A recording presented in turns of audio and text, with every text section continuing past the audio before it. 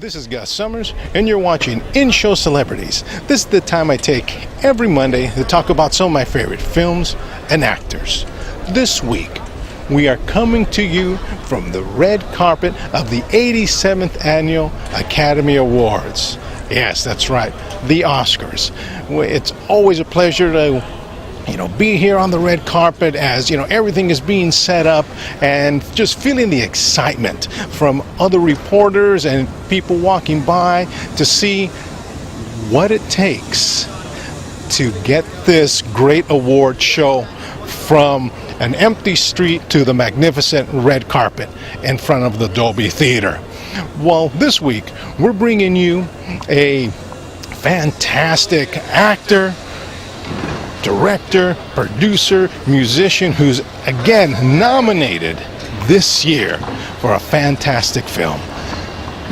This great actor, Mr. Clint Eastwood. He's been in Hollywood since the 1950s. He's been involved with some of Hollywood's iconic TV shows, and of course, no need to go on and on about his fantastic movie career. I mean, we all know his great spaghetti westerns, just full of dollars, a few dollars more, The Good and Bad and the Ugly. I mean, they're just all fantastic films. And of course, his Dirty Harry series, the film Dirty Harry, Magnum Force, Sudden Impact. I mean, that is a series that just goes on and on. It has even had a catchphrase that everyone was saying, go ahead, make my day. I mean, fantastic. But, I just want to take, again, like I do every Monday, just an opportunity to talk about some of the films that I personally enjoy. Though I should say that as I was reviewing all his films, I realized I saw, I would say, 90% of his films, and that's amazing. I mean, here's an actor who's done so much work, and personally I've seen a lot of it. But first off, one of the movies that I really enjoy, and what's amazing is that it has been recognized by the Library of Congress of being such an iconic film for its historical accuracy, its authenticity, its true reflection of the times, and it was actually submitted into the Library of Congress for preservation. The film, The Outlaw Josey Wales. Anyone who's seen that film knows it is a iconic Western. I mean, it is one of those movies, like I mentioned, it's authentic, and when it was released in the 70s, they said that it was, again, able to bring the Hollywood Western back to life, and that's amazing. Well, for most of you, I know you've seen the movie. For those that haven't, he is a Southern farmer during the Civil War, thereabouts, towards the end, and a renegade group of northern soldiers come to his farm. He's a farmer, and they destroy everything. They also kill his wife and his little son, and from there he just loses it, joins this outlaw Confederate gang, and lo and behold, there's conflicts, they're raiding, and then it comes to a point where these two captains, matter of fact, Captain Tillard, if I remember the name, and Captain Fletcher, come and tell the gang, come in, you'll get amnesty, you'll be protected. And one of the captains, Tillard, portrayed by a wonderful actor, Bill McKinley. Bill is one of those actors that you see over and over with Clint Eastwood. He was a very good friend of Clint Eastwood, and he just always fit in all his movies. And the other captain, Captain Fletcher, he is, again, one of those iconic actors that always played the bad guy. In this particular one, he played like a good guy, and it fit him perfectly. And by the way, he had a great beard. His name was John Vernon. You recognize him from all sorts of movies, and I said always the bad guy. But in this case, he tried to convince everyone that you come in to get some amnesty. When the only two who didn't, one was Clint Eastwood, another one was a young boy. And when everyone was in the camp, Captain Captain Millard, Bill McKinley, actually started executing everybody. And here comes Clint Eastwood, to help everyone. He gets a hold of their Gatling gun and starts shooting everybody. And from then on, he's the outlaw, Josey Wales. He's wanted for murder. And so, as the story progresses, he ends up, banding together with this misfit group headed by a great actor. You would recognize him from so many of films. It's Chief Dan George. He always plays the wise Native American who, is always quick-witted with the joke and everything. But he joins him. A lady, a grandmother, and her granddaughter, portrayed by a wonderful actress, Sandra Locke. You'll know her from like so many of Clint Eastwood's movies. They get together, and they're going to head towards the west to get away from everybody, looking for some sanctuary. And don't want to say too much more. But the film is wonderful. But there's one scene I always like to point out scenes that I like, and it's it's a scene that everyone recognizes. You see this door. And as they finally get to the little house that they're looking to get to, and you see Clint Eastwood, bust open the door and stand there, and that iconic Clint Eastwood stance that he does, real tough guy. And everyone recognizes the scene, but if you hang in there just for a few seconds longer, you see that the grandmother, she must have been like 5 foot, maybe.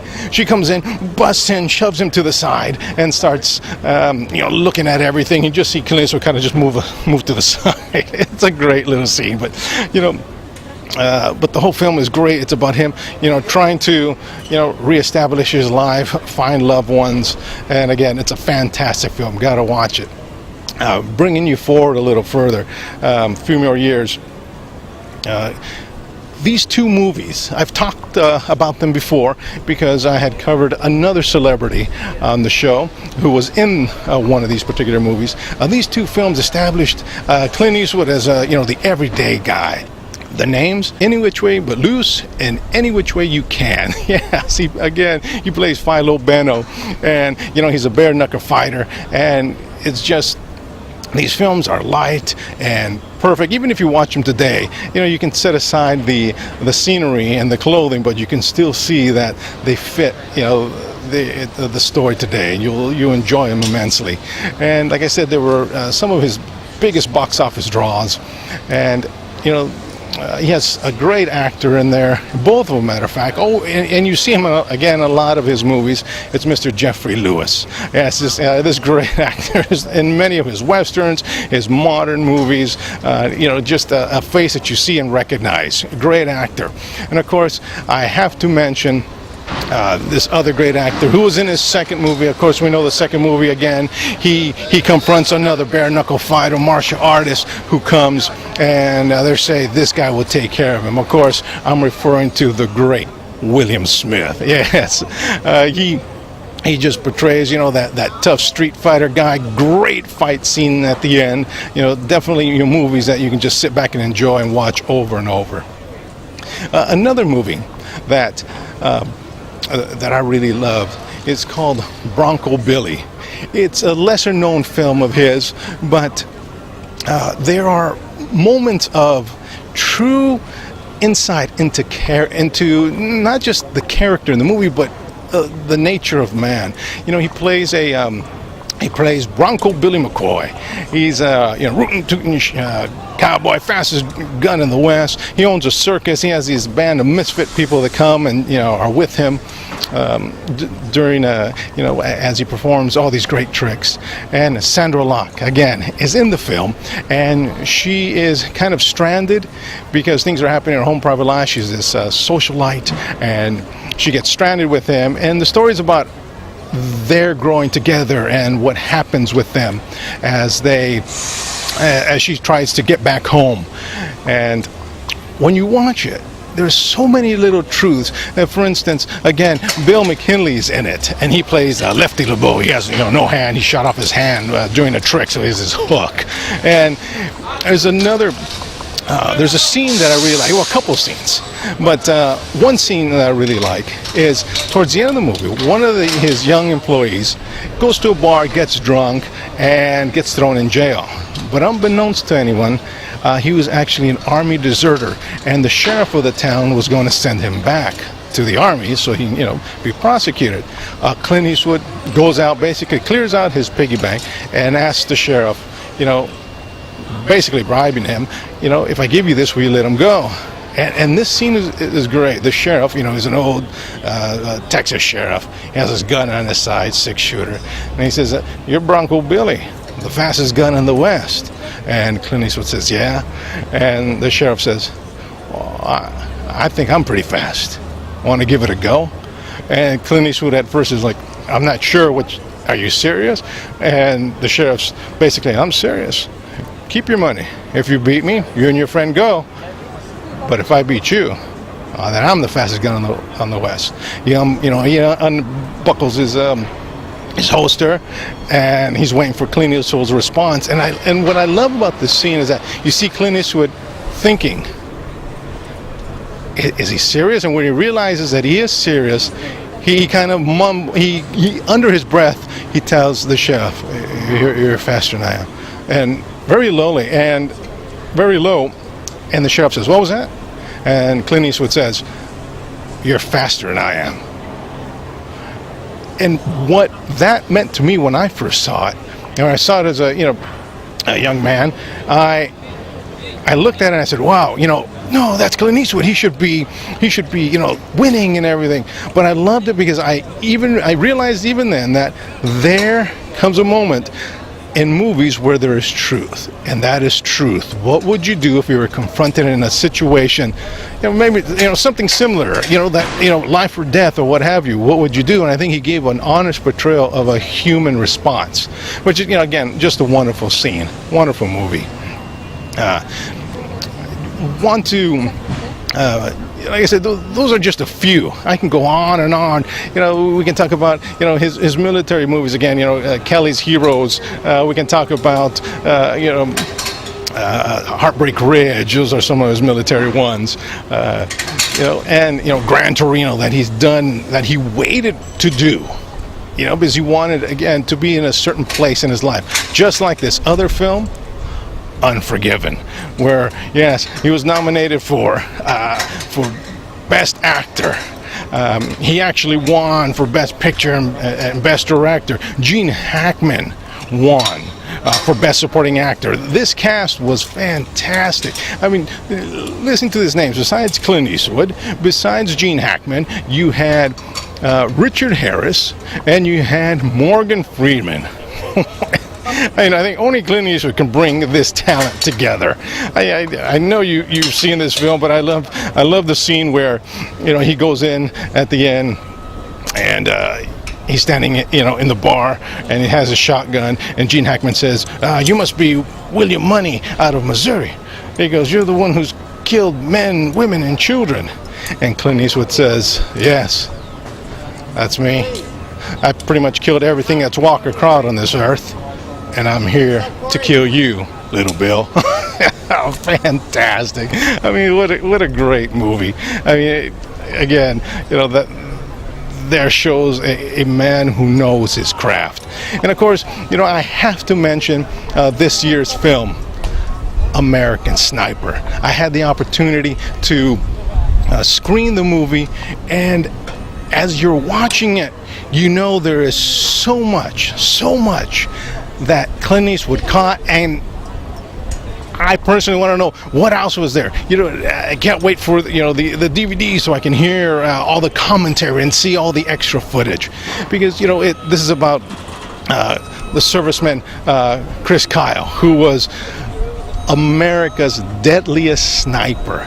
It's about him in his early life and what decision he made to join the military and then to become a sniper, and the troubles and turmoils that he went through with each shot he had to take, each kill he had to do, and the trials and turmoil that he had to go through while he came home.